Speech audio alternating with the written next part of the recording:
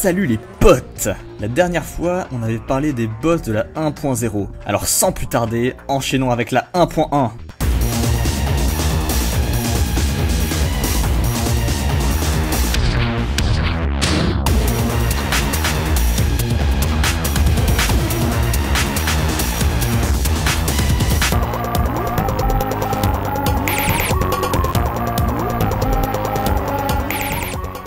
1.1. 1er décembre 2011, 6 mois et demi après la sortie du jeu, sort sa première grande mise à jour, la 1.1. C'était la première fois qu'une mise à jour se faisait autant attendre. Les teasers promettaient quelque chose de bien plus conséquent que d'habitude. Et en effet, la hype était méritée. Je vais pas refaire l'histoire du jeu avec tous les ajouts qu'a apporté la 1.1. J'en ai d'ailleurs déjà un peu parlé dans cette vidéo. Ici, tout ce qu'il faut retenir, c'est que c'est l'introduction du hard mode. Une deuxième partie au jeu où tout monte d'un cran. Les armes, les métaux, les monstres qui obtiennent des variantes plus puissantes, mais également, et c'est ce qui nous intéresse, des boss. Mais n'allons pas trop vite, car il faut le mériter ce hard mode. Et pour ça, il va falloir vaincre un tout nouveau boss, le 5e boss, le boss des enfers. Mais avant de le nommer, petite mise en contexte. Imaginez-vous le petit Shotashu de 14 ans qui joue sa première partie de Terraria. Bon, il est très nul au jeu, mais il parvient tout de même au bout de nombreuses heures à atteindre le point le plus bas du monde, les enfers. Sa version du jeu était en 1.2, donc rappelez-vous, le décor était un peu claustro et la musique de la Blood Moon se jouait. Mais bref, malgré les difficultés, notre jeune protagoniste réussit à éliminer quelques monstres, dont un démon. Mais ce qu'il n'avait pas remarqué, c'est qu'il s'agissait d'un démon particulier, un démon vaudou. L'accident se produit, il laissa échapper ses drops, tombant alors dans la lave.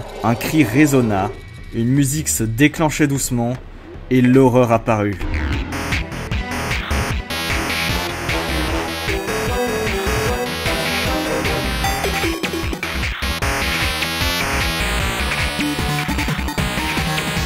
Le Wall of Flesh ou mur de chair apparaît lorsqu'une poupée vaudou du guide tombe dans la lave des enfers, tuant ce dernier par la même occasion. La particularité du boss, il n'y a aucun moyen d'y échapper. Il pourchasse le joueur qui est forcé de l'affronter en reculant continuellement. La vitesse du mur augmente en même temps qu'il perd de la vie, créant une réelle intensité en fin de combat. Il est impossible de fuir, quiconque tente de se téléporter sera tué instantanément. C'est un de mes affrontements préférés, tout jeu vidéo confondu. Je le trouve brillant, ce concept de devoir fuir une entité abominable réveillée par notre faute tout en lui faisant face. Le mur de chair commence le combat protégé par ses affamés qui se détachent de son corps une fois attaqués. Il invoquera également des sangsues qui sont en réalité plutôt bénéfiques pour le joueur car elles lâchent toujours de la vie à leur mort et ne sont pas vraiment dangereuses. C'est clairement un moyen détourné de laisser une chance aux joueurs ayant du mal à vaincre le boss. Le tout est pensé pour être intense et impressionnant mais accessible en même temps. C'est d'ailleurs le premier boss de l'histoire du jeu qui recommande vraiment aux joueurs de faire du terraforming, de modifier le terrain pour rendre l'affrontement moins chaotique. Et encore aujourd'hui, c'est une tradition de construire des grands ponts dans les enfers en prévision de l'affrontement contre ce boss. Je l'aime vraiment ce mur de chair. En plus de m'avoir marqué profondément, je trouve qu'il a vraiment une allure de boss final. Et on peut même d'ailleurs considérer qu'il l'est. C'est le boss du dernier biome, le boss final du pré-hard mode. Son loot permet de se défendre un minimum en début hard mode et il met vraiment l'accent sur les 3 classes présentes à l'époque, avec une arme et une emblème pour chacune d'entre elles. Tout ça, c'était pour son gameplay.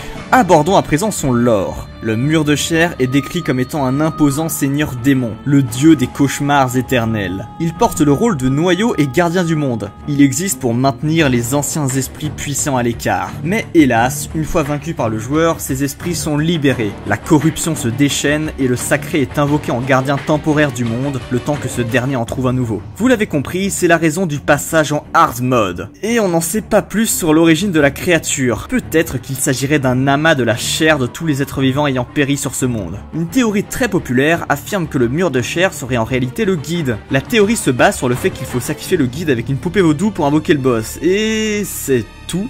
Ouais, je suis vraiment pas fan de cette théorie, je la trouve un peu trop facile sans qu'il n'y ait de réelle logique derrière. Genre, une fois sacrifié, le guide revient instantanément avec cette forme improbable. Et si c'était vraiment le guide, le gardien du monde, alors pourquoi ça ne fait rien lorsqu'il meurt de n'importe quelle autre manière? Je pense honnêtement que ces deux entités n'ont pas vraiment de lien, juste que la manière d'invoquer le boss était plutôt stylée, en sachant que l'objet poupée vaudou du guide existait avant la 1.1, depuis la 1.0.5.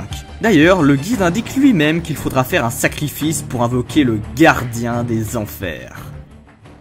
Vous allez passer une nuit terrible. Le hard mode maintenant débloqué, ça devient la course à la puissance. Le joueur devra miner les nouveaux métaux pour se fabriquer les nouvelles armures disponibles pour chaque classe. Mais il y a un but derrière tout ça. Affronter les nouveaux boss du hard mode. Ils sont au nombre de 3, se valent en termes de puissance et sont chacun familiers des joueurs.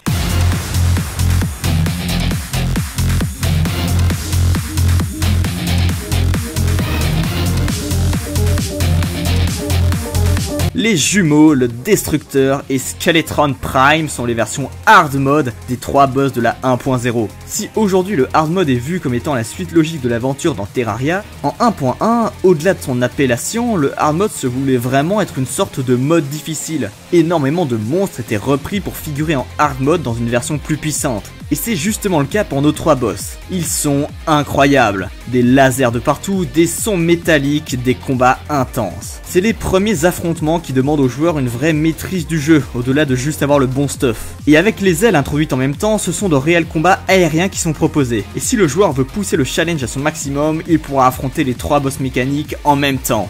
Individuellement, les boss reprennent chacun le gameplay de leur version pré-hard mode en y ajoutant de nouvelles difficultés. Comme l'œil de Cthulhu, les jumeaux dashent et envoient des projectiles, mais ces derniers sont différents. L'œil rouge, nommé Retinazer, envoie des lasers avec précision. Quant à Spasmatisme, l'œil vert, il crache des flammes maudites. C'est lors de leur deuxième phase que les jumeaux dévoilent leur aspect mécanique. Spasmatisme obtient une forme similaire à la phase 2 de l'œil de Cthulhu et devient extrêmement dangereux au corps à corps. Retinazer, quant à lui, obtient une nouvelle forme mettant en évidence sa capacité à tirer des lasers. Il gagne ainsi une nouvelle attaque de rafale. Le Destructeur reprend les mouvements de base des vers, mais gagne en plus la capacité de se déplacer dans les airs si le joueur se trouve en trop haute altitude. Contrairement à l'Eater of World, le Destructeur ne divise pas sa barre de vie en plusieurs segments, mais chacun d'entre eux contient une sonde qui sera libérée si le segment subit trop de dégâts. Le corps du Destructeur et ses sondes mitraillent le joueur de laser, c'est un véritable enfer de vaincre ce boss sans subir de dégâts. Mais le véritable danger, c'est la tête du boss qu'il faut éviter à tout prix. Enfin, disons que pour l'époque, 60 dégâts en un coup c'était déjà pas mal. Mais aujourd'hui, c'est bien pire, sa tête atteint les 420 dégâts en Master Mode et je vous parle même pas des Secret Seed. Mais en 1.1, c'est Skeletron Prime qui pouvait causer le plus de dégâts en un coup. Et à l'inverse de sa version naturelle, il utilise tout un arsenal d'armes variées. Une scie et une pince pour attaquer au corps à corps, un canon laser et un autre à bombe pour la distance. Skeletron Prime était généralement considéré comme étant le dernier des boss mécaniques, en simple miroir avec la version 1.0 où Skeletron était le boss final. Mais les 3 monstres de métal se valent et leur loot permet d'améliorer les équipements en métaux du hard mode, les faisant passer à l'état sacré. La mécanicienne est une personne surdouée en création de machines et autres robots. Son nom varie d'une légende à l'autre, mais sa fonction fait sa renommée.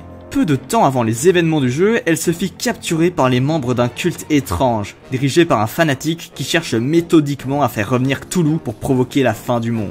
La mécanicienne a donc été forcée de reconstruire les parties manquantes du corps de Cthulhu mécaniquement. Heureusement, elle n'eut pas le temps de terminer son travail avant qu'elle soit libérée. Mais une partie du mal était déjà fait. Les yeux, la colonne vertébrale et les autres os manquants furent terminés. Seul le cerveau ne fut pas présent. Les boss mécaniques, alors incapables de faire revenir Cthulhu, furent envoyés individuellement pour stopper le joueur, pour l'empêcher de contrecarrer les futurs plans du lunatique cultiste. Mais en 1.1, ce personnage n'existait pas encore au sein du jeu. Il faut simplement l'imaginer comme un prétexte pour tous les événements du hard mode. Mais à ce stade-là, en fin 2011, le joueur s'arrête à la défaite des 3 boss mécaniques. Ce sont les 3 boss du hard mode, le challenge final du jeu. La 1.1 est la version du jeu qui aura le droit à le moins de mises à jour, seulement 2, une pour Noël 2011 et une pour les premières traductions du jeu. Mais pourtant, la vidéo n'est pas encore terminée. En mars 2013, 6 mois avant la sortie de la 1.2, sort une nouvelle version du jeu complètement inattendue.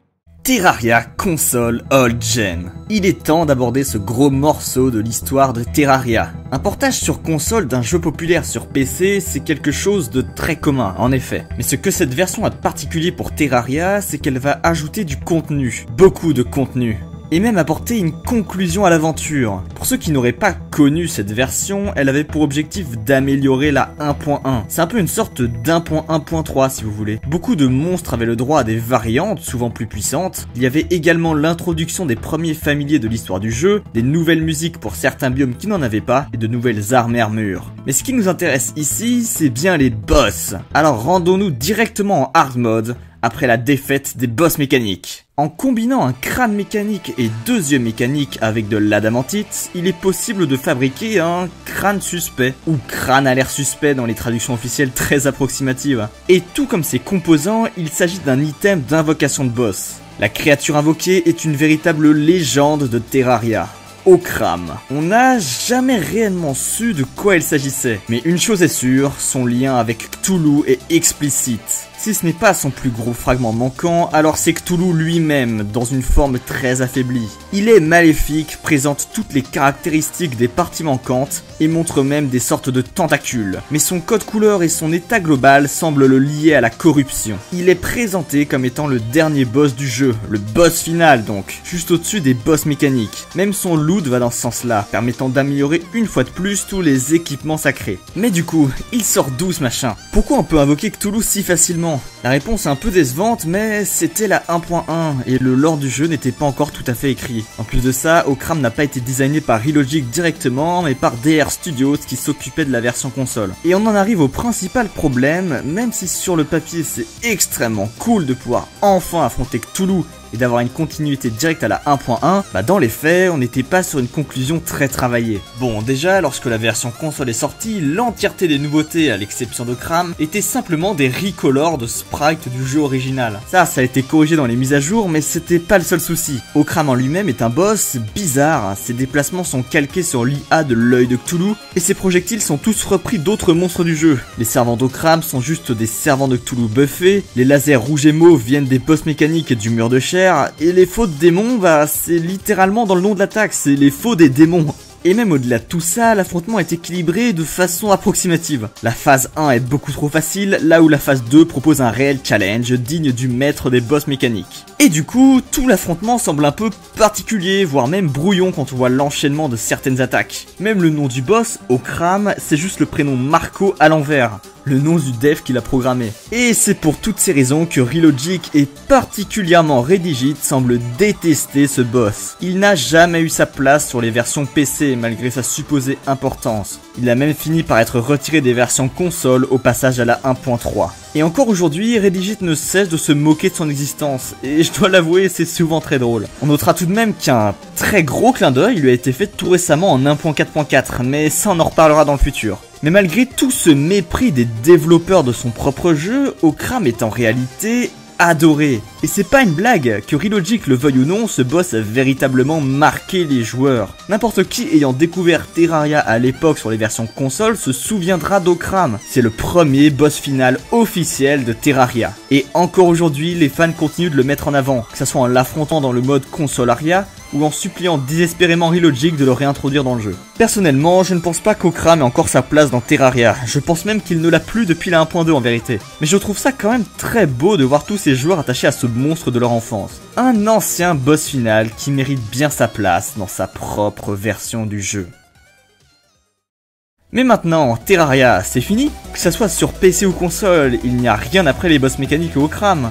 La 1.2 qui arrive va apporter une toute nouvelle direction au jeu, mais ça sera pour la prochaine fois. Merci beaucoup d'avoir regardé cette vidéo, et merci à tous pour les retours sur le premier épisode et tout le soutien. Le prochain épisode arrivera bientôt, ou dans pas mal plus longtemps, ça dépend de si je l'aurai terminé avant la sortie du prochain jeu Pokémon ou pas. Mais en attendant, je vous dis à bientôt les potes!